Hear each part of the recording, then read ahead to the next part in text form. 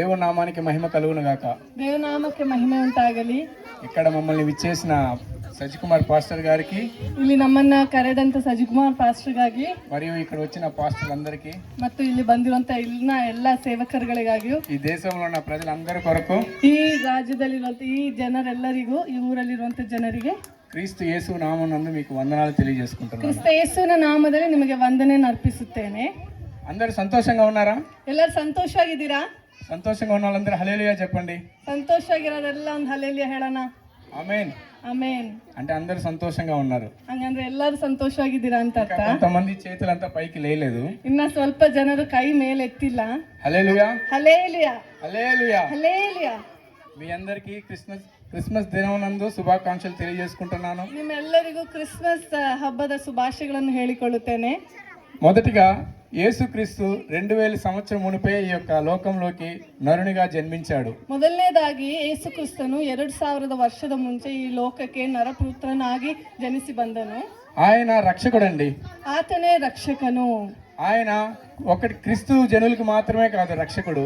ಆತನು ಕ್ರಿಸ್ತ ಜನರಿಗೆ ಮಾತ್ರವಲ್ಲ ರಕ್ಷಕನು, ప్రతి ఒక్క మనిషికి ఆయన రక్షకుడండి. ಪ್ರತಿಯೊಬ್ಬ ಮನುಷ್ಯರಿಗೂ ಆತನು ರಕ್ಷಕನಾಗಿ ಹುಟ್ಟಿ ಬಂದನು. అందరూ క్రిస్మస్ అంటే, ಎಲ್ಲರೂ ಕ್ರಿಸ್ಮಸ್ ಅಂದ್ರೆ అది ఒక క్రీస్తు ఒక పండగ, ಕ್ರಿಸ್ತವರ್ಗಳ ಒಂದು ಹಬ್ಬ. కానీ కొంతమంది అడిగితే, ಕೆಲವೊಬ್ಬರ ಹತ್ರ ಕೇಳಿದ್ರೆ అది క్రిస్మస్ అంటే ఏమని కూడా తెలియదు. ಕ್ರಿಸ್ಮಸ್ ಅಂದ್ರೆ ಏನಂತ ಕೂಡ ಗೊತ್ತಿರೋದಿಲ್ಲ. ఏదో సంవత్సరానికి ఒక రోజు వస్తుంది, వాళ్ళకి ఒకే ఒక పండగ. ಒಂದು ವರ್ಷದಲ್ಲಿ ಒಂದು ದಿನ ಬರುತ್ತೆ, ಒಂದೇ ಒಂದು ಹಬ್ಬ ಇದೆ. కానీ యేసుక్రీస్తు ఈ లోకమునికి రక్షకుడుగా పుట్టాడు. ఆమేన్. ಆದರೆ ದೇವರು ಯೇಸು ಕ್ರಿಸ್ತನು ಈ ಲೋಕಕ್ಕೆ ರಕ್ಷಕನಾಗಿ ಹುಟ್ಟಿದನು. హల్లెలూయా. ఆ రక్షకుని యొక్క జన్మదినాన్ని మనం ఈ రోజు ఇక్కడ సంతోషంగా ఈ యొక్క వేడుకల్ని చేయకుండా వచ్చుచున్నాము. ಆ ರಕ್ಷಕನ ಜನ್ಮದಿನವನ್ನ ಈ ದಿನದಲ್ಲಿ ನಾವೆಲ್ಲರೂ ಕೊಂಡಾಡುವುದಕ್ಕಾಗಿ ಬಂದಿದ್ದೇವೆ. ఇప్పుడు కొంతసేపు ముందు చిన్నపిల్లలంతా పాటలు పాడారు, కొంతమంది తమిళ పాటలు పాడారు, కొంతమంది తెలుగు డ్యాన్స్ చేశారు. ಕೆಲವು ಮಕ್ಕಳು ಇವಾಗ ನಾವು ನೋಡಿದ ಪ್ರಕಾರ ಕೆಲವು ಮಕ್ಕಳು ತಮಿಳಲ್ಲಿ ಹಾಡಾಡಿದ್ರು, ಡ್ಯಾನ್ಸ್ ಆಡಿದ್ರು, ತೆಲುಗಲ್ಲಿ ಮಾಡಿದ್ರು. అదే విధంగా యేసుక్రీస్తు ఏ కులానికి ఏ మతానికి చెందినవాడు కాదు.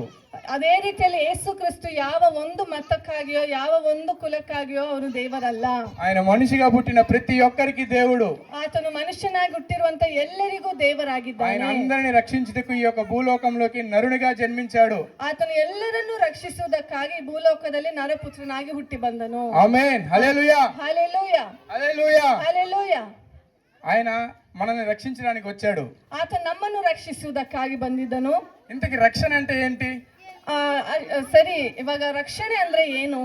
రక్షణ అంటే పాపం నుంచి మనల్ని విడిపించుట. ರಕ್ಷಣೆ ಅಂದರೆ ಪಾಪದಿಂದ ನಮ್ಮನ್ನು ಬಿಡಿಸುವುದು. అదే విధంగా చీకటి నుంచి వెలుగునకి తీసుకువెళ్ళుట.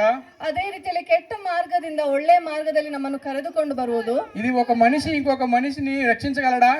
ಒಬ್ಬ ಮನುಷ್ಯನು ಇನ್ನೊಂದು ಮನುಷ್ಯನನ್ನು ರಕ್ಷಿಸುವುದಕ್ಕೆ ಸಾಧ್ಯವಾ? సాధ్యమే కాదండి. ಅದು ಅಸಾಧ್ಯವಾದದ್ದು. యేసుక్రీస్తు యొక్క భూమి మీద జన్మించి అనేకమైన గొప్ప కార్యములు చేశాడు. ಯೇಸು ಕ್ರಿಸ್ತನು ಈ ಲೋಕದಲ್ಲಿ ಹುಟ್ಟಿ ಅನೇಕ ದೊಡ್ಡ ಕಾರ್ಯಗಳನ್ನು ಆತನು ಮಾಡಿದ್ದಾನೆ. మన కొరకు తన రక్తాన్ని ధారపోసి చివరికి సిలువను మోసి తన ప్రాణాన్ని సైతం మన కొరకు అర్పించాడండి. ನಮಗಾಗಿ ತನ್ನ ಜೀವವನ್ನು ಶಿಲುಬೆಯಲ್ಲಿ ರಕ್ತ ಸುರಿಸಿ ನಮಗಾಗಿ ಜೀವವನ್ನು ಕೊಟ್ಟಂತ ದೇವರಾಗಿದ್ದಾನೆ. ఆయన మన రక్షకుడని మన బైబిల్ వాక్యంలో అనేక సార్లు రాయబడి ఉన్నది. ಆತ ನಮ್ಮ ರಕ್ಷಕನು ಎಂಬುದಾಗಿ ಸತ್ಯವೇದದಲ್ಲಿ ಅನೇಕ ಬಾರಿ ಬರೆದಿದೆ. దాని క్లుప్తంగా మనం ఒక బైబిల్ వాక్యాన్ని చదువుకుందాము. ನಾವು ಒಂದು ಸಂಕ್ಷಿಪ್ತವಾಗಿ ಒಂದು ಸತ್ಯವೇದದ ವಚನವನ್ನು ನಾವು ಓದೋಣ. యోహాను సువార్త 3:16-17. ಯೋಹಾನ ಸುವಾರ್ತ 3ನೇ ಅಧ್ಯಾಯ 16-17. John 3:16-17. Can you please read someone? ఎవరైనా ఒకరు చదవగలుగుతారా?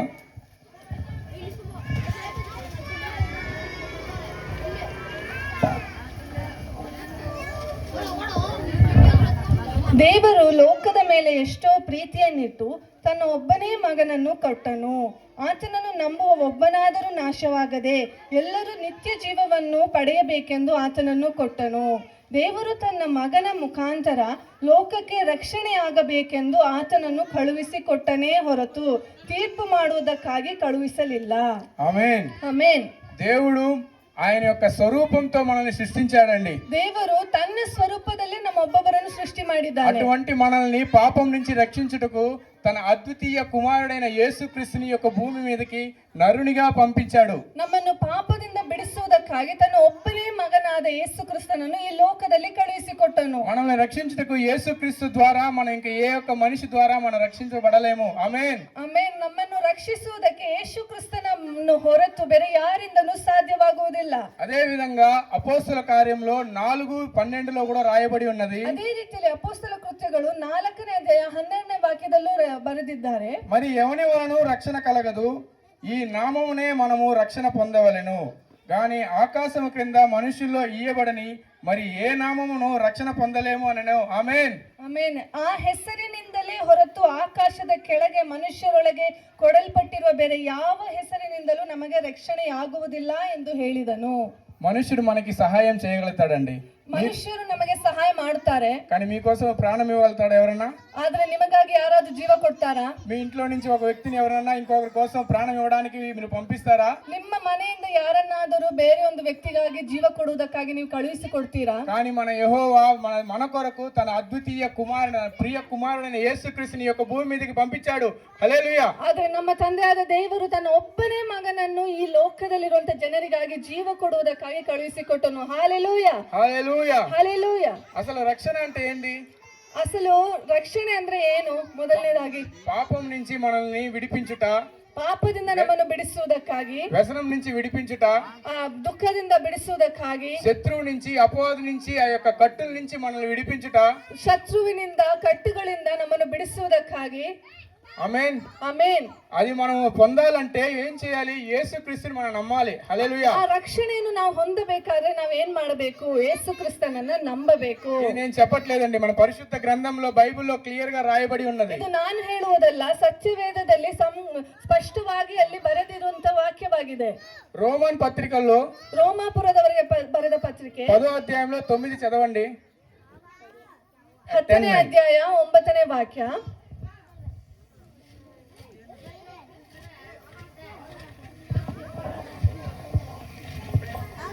సరే, నేను తెలుగులో చదువుతాను. అదేమనగా యేసు ప్రభువుని నోటితో ఒప్పుకొని దేవుడు మృతుల్లో నుండి ఆయనను లేపెనని నీ హృదయమందు ವಿಶ್ವಸಿಂಚಿನ ಎಡಲ ನೀವು ರಕ್ಷಣೆ పొందుదువు. ಅದೇನೆಂದರೆ ನೀನು ಯೇಸುವನ್ನೇ ಕರ್ತನೆಂದು ಬಾಯಿಂದ ಅರಿಕೆ ಮಾಡಿಕೊಂಡು ದೇವರು ಆತನನ್ನು ಸತ್ತವರೊಳಗಿಂದ ಎಬ್ಬಿಸಿದನೆಂದು ಹೃದಯದಿಂದ ನಂಬಿದರೆ ನಿನಗೆ ರಕ್ಷಣೆಯಾಗುವುದು ಎಂಬುದೇ. ಆಮೆನ್. ಆಮೆನ್. యేసుక్రీస్తు మన కొరకు జన్మించాడండి. ಯೇಸು ಕ್ರಿಸ್ತನು ನಮಗಾಗಿ ಜನಿಸಿ ಬಂದನು. మన కొరకు తన యొక్క ప్రాణాన్ని ఇచ్చాడండి. ನಮಗಾಗಿ ಆತನ ಪ್ರಾಣವನ್ನು ಕೊಟ್ಟನು. తన ప్రాణం ఇచ్చి 3వ రోజు తన మృతుల్లో నుంచి లేచాడండి. ತನ್ನ ಪ್ರಾಣವನ್ನು ಜೀವವನ್ನು ನಮಗಾಗಿ ಕೊಟ್ಟು 3ನೇ ದಿನದಲ್ಲಿ ಪುನರುದ್ಧಾನ ಹೊಂದಿ ಎದ್ದಿದ್ದನು. ఎప్పుడైతే మీరు యేసుక్రీస్తుని తన దేవుడిగా మీ నోటితో ఒప్పుకుంటారో, ಯಾವಾಗ ನೀವು ಯೇಸು ಕ್ರಿಸ್ತನು ನನ್ನ ದೇವರೆಂದು ನಿನ್ನ ಬಾಯಿಂದ ಅರಿಕೆ ಮಾಡುತ್ತೀರೋ, మన కొరకు జన్మించి మన కొరకు ప్రాణం ఇచ్చి మన కొరకు 3వ దినం లేచాడని ఎప్పుడైతే మీరు నమ్ముతారో, ನಮಗಾಗಿ ಜನಿಸಿ ನಮಗಾಗಿ ಪ್ರಾಣ ಕೊಟ್ಟು ನಮಗಾಗಿ ಜೀವಂತವಾಗಿ ಎದ್ದಿದ್ದನು ಎಂಬುದಾಗಿ ನಿಮ್ಮ ಬಾಯಿಂದ ಅರಿಕೆ ಮಾಡುತ್ತೀರೋ, ఆ దినం మీరు రక్షణలోకి వచ్చినండి. ಆ ದಿನದಲ್ಲೇ ನಿಮಗೆ ರಕ್ಷಣೆ ಉಂಟಾಗುತ್ತದೆ. మీరు రక్షణలోకి వచ్చారు. ನೀವು ರಕ್ಷಣೆಗೆ ಬಂದಿದ್ದೀರಾ. మీరు రక్షణలో వచ్చిన విధంగా మరి దేవుడు తప్ప మీరు ఎవ్వరు మిమ్మల్ని రక్షణలోకి తీసుకురాలేరు. ನೀವು ರಕ್ಷಣೆಗೆ ಬರುವುದು ನಿಮ್ಮ ಬಾಯಿನ ಅರಿಕೆಯ ನಿಮಿತ್ತವಾಗಿ ಹೊರತು ಬೇರೆ ಯಾರಿಂದನೂ ಕರ್ಕೊಂಡು ಬರುವುದಕ್ಕೆ ಸಾಧ್ಯವಿಲ್ಲ. హల్లెలూయా. హల్లెలూయా. హల్లెలూయా. హల్లెలూయా. దేవుడిచ్చిన రక్షణని ఏ విధంగా కాపాడుకోవాలి? ದೇವರು ಕೊಟ್ಟಿರುವಂತಹ ರಕ್ಷಣೆಯನ್ನು ನಾವು ಹೇಗೆ ಕಾಪಾಡಿಕೊಳ್ಳುವುದು? దేవుడిచ్చిన రక్షణని కాపాడుకోవాలంటే మనుషులమైన మన వల్ల అస్సలు సాధ్యమే కాని విషయం. ದೇವರು ಕೊಟ್ಟಿರುವಂತಹ ರಕ್ಷಣೆಯನ್ನು ಕಾಪಾಡಿಕೊಳ್ಳಬೇಕಾದ್ರೆ ಮನುಷ್ಯನಾಗಿರುವಂತಹ ನಮ್ಮಿಂದ ಸಾಧ್ಯವಿಲ್ಲ. అది పరిశుద్ధమైన దేవుని వలనే సాధ్యము. ಅದು ಪರಿಶುದ್ಧವಾದಂತ ದೇವರಿಂದಲೇ ಸಾಧ್ಯವಾಗಿದೆ. అది ఏ విధంగా అంటే మొదటిగా మీరు ప్రార్థన చేయాలి. ಅದು ಹೇಗಾದರೆ ಮೊದಲನೇದಾಗಿ ನೀವು ಪ್ರಾರ್ಥನೆ ಮಾಡಬೇಕು. పరిశుద్ధ గ్రంథమునందు వాక్యాన్ని మీరు ప్రతిరోజు చదవాలి. ಈ ಪರಿಶುದ್ಧವಾದ ಸತ್ಯವೇದವನ್ನು ದಿನಾಲು ನೀವು ಓದಬೇಕು, ಧ್ಯಾನಿಸಬೇಕು. అభిషేకం పొందాలండి. ಅಭಿಷೇಕ ಹೊಂದಿಕೊಳ್ಳುವುದು. అదే విధంగా మీరు చేసే ప్రతి ఒక్క పని ముందు యేసుక్రీస్తు తన యొక్క పరిశుద్ధ ఆత్మ ద్వారా మీరు గైడెన్స్ అడగాలండి. ಅದೇ ರೀತಿಯಲ್ಲಿ ದೇವರ ಒಂದು ಮಾತನ್ನು ಕೇಳಿ ಆತನ ಗೈಡೆನ್ಸ್ ಪ್ರಕಾರ ನೀವು ನಡೆಯಬೇಕು. హల్లెలూయా. హల్లెలూయా. హల్లెలూయా. హల్లెలూయా. ఆ విధంగా జరిగితే గానీ ఆయన యొక్క రక్షణలోకి మనము చేరలేమండి. ಆ ರೀತಿಯಲ್ಲಿ ಮಾಡಿದರೆ ಆತನ ರಕ್ಷಣೆಯಲ್ಲಿ ನಾವು ಸೇರುವುದಕ್ಕೆ ಸಾಧ್ಯವಾಗುತ್ತದೆ. ఎందుకంటే రెండవ రాకడ అతి భయంకరంగా ఉండబోతుంది. ಯಾಕಂದರೆ ಎರಡನೇ ಬರುವಿಕೆಯು ಅತಿ ಭయంಕರವಾಗಿರುತ್ತದೆ. యేసుక్రీస్తు చెప్పిన విధంగా తాను వచ్చే రెండవ రాకడలో ఆయన రాజాది రాజుగా ಯೇಸುಕ್ರಿಸ್ತನು ಹೇಳಿರುವ ಪ್ರಕಾರ ಎರಡನೇ ಸಾರಿ ಆತನು ರಾಜಾದಿ ರಾಜನಾಗಿ ఆ మేఘం మధ్యలో నుంచి ಆ ಮೋಡಗಳ ಮಧ್ಯದಲ್ಲಿ ప్రతి ఒక్కరిని దాని యొక్క నీతిని ప్రకారం తనను తీర్పు తీర్చబోతున్నాడు. ಪ್ರತಿಯೊಬ್ಬನಿಗೆ ಆತನ ನೀತಿಗೆ ಫಲಗಳಿಗೆ ತಕ್ಕ ಹಾಗೆ ಆತನು ನ್ಯಾಯ ತೀರಿಸಲು ಹೋಗುತ್ತಿದ್ದಾನೆ. ఎవరైతే యేసుక్రీస్తు గురించి తెలియకుండా ఉన్నారో, ಯಾರೆಲ್ಲ ಯೇಸು ಕ್ರಿಸ್ತನನ್ನು ಕುರಿತು ತಿಳಿಯದೇ ಇದ್ದಾರೋ, రక్షణ పొంది ఉన్నారో, ರಕ್ಷಣೆ ಹೊಂದದೇ ಇದ್ದಾರೋ, ఆ యొక్క రక్షణని మీరు కాపాడుకోండి. ಆ ರಕ್ಷಣೆಯನ್ನು ನೀವು ಹೊಂದಿಕೊಂಡು ಅದನ್ನು ಕಾಪಾಡಿಕೊಳ್ಳಿರಿ. ఆ యొక్క రక్షణ ఎందుకంటే నిత్య జీవనానికి మిమ్మల్ని తీసుకువెళ్ళడానికండి. ಆ ರಕ್ಷಣೆ ಯಾಕೆಂದರೆ ನಿಮ್ಮನ್ನು ನಿತ್ಯ ಜೀವಕ್ಕೆ ಕರೆದುಕೊಂಡು ಹೋಗುವುದಕ್ಕಾಗಿ. ఈ యొక్క లోకంలో మనం జీవిస్తున్న ఈ యొక్క శ్వాస తండ్రి ఇచ్చిన ఆశీర్వాదము అది కొంతకాలమే. ಈ ಲೋಕದಲ್ಲಿ ನಾವು ಜೀವಿಸುವಂತ ಈ ಒಂದು ಜೀವನವು ಅದು ಸ್ವಲ್ಪ ಕಾಲ ಅಷ್ಟೇ.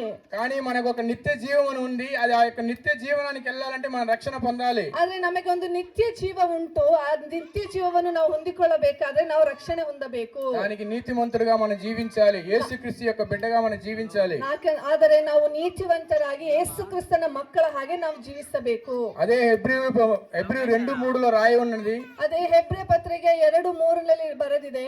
ఈ రక్షణ నేను పోగొట్టుకుంటే దాని వల్ల నాకు ఏమి లాభము అని ఉంది. ಈ ರಕ್ಷಣೆ ನನ್ನಿಂದ ಹೋದರೆ ಅದರಿಂದ ನನಗೆ ಏನು ಲಾಭ ఈ ಎಂಬುದಾಗಿ. యొక్క రక్షణని మీరు పోగొట్టుకున్నారంటే నిత్య జీవనానికి చేరుటకు మీకు అవకాశం లేదండి. ಈ ರಕ್ಷಣೆ ನಿಮ್ಮಿಂದ ಹೊರಟು ಹೋದರೆ ಅಗಲಿದರೆ ಅದರಿಂದ ನಿಮಗೆ ಏನು ಪ್ರಯೋಜನವಿಲ್ಲ.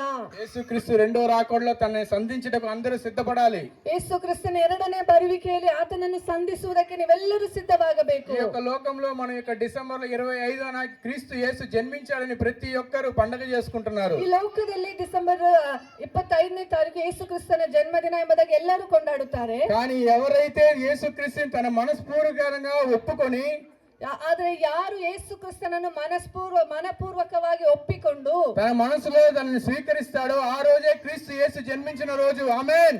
ಯಾರು ಆತನನ್ನು ತನ್ನ ಮನಸ್ಸಿನಲ್ಲಿ ಸ್ವೀಕರಿಸಿಕೊಳ್ಳುತ್ತಾರೋ ಆ ದಿನವೇ ಯೇಸು ಕ್ರಿಸ್ತನು ಅವರ ಒಳಗಡೆ ಜನ್ಮ ಕೊಡುತ್ತಿದ್ದಾನೆ. నీ హృదయంలో నా హృదయంలో యేసు ఎప్పుడు మనం ఒప్పుకొని ఆయన తను జన్మించాడో ఆ రోజే యేసుక్రీస్తు జన్మదినము. ನಿಮ್ಮ ಹೃದಯದಲ್ಲಿ ನನ್ನ ಹೃದಯದಲ್ಲಿ ಯಾವ ದಿನದಲ್ಲಿ ನಾನು ಯೇಸು ಕ್ರಿಸ್ತನನ್ನು ನಾನು ಒಪ್ಪಿಕೊಂಡು ಆತನನ್ನು ನಂಬುತ್ತೇನೆ ಆ ದಿನವೇ ನಮಗೆ ಕ್ರಿಸ್ಮಸ್ ಹಬ್ಬವಾಗಿದೆ.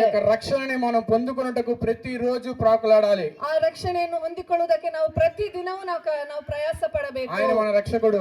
ಆತನೇ ನಮ್ಮ ರಕ್ಷಕನು. యేసుక్రీస్తు నామంతో ఈ యొక్క వాక్యములు విన్న ప్రతి ఒక్కరిని యేసుక్రీస్తు ఆశీర్వదిస్తాడని మనస్ఫూర్తిగా నమ్ముచున్నాను. ಯೇಸು ಕ್ರಿಸ್ತನ ನಾಮದಲ್ಲಿ ಒಂದೊಂದು ವಾಕ್ಯದ ಮೂಲಕ ದೇವರು ನಿಮ್ಮ ಒಬ್ಬೊಬ್ಬರನ್ನು ಮುಟ್ಟಿದ್ದಾರೆ ಎಂಬುದನ್ನು ನಾನು ನಂಬುತ್ತಿದ್ದೇನೆ. చిన్న ప్రార్థన చేసి ముగించుకుందాము. ಚಿಕ್ಕ ಪ್ರಾರ್ಥನೆಯನ್ನು ಮಾಡಿ ಮುಗಿಸೋಣ.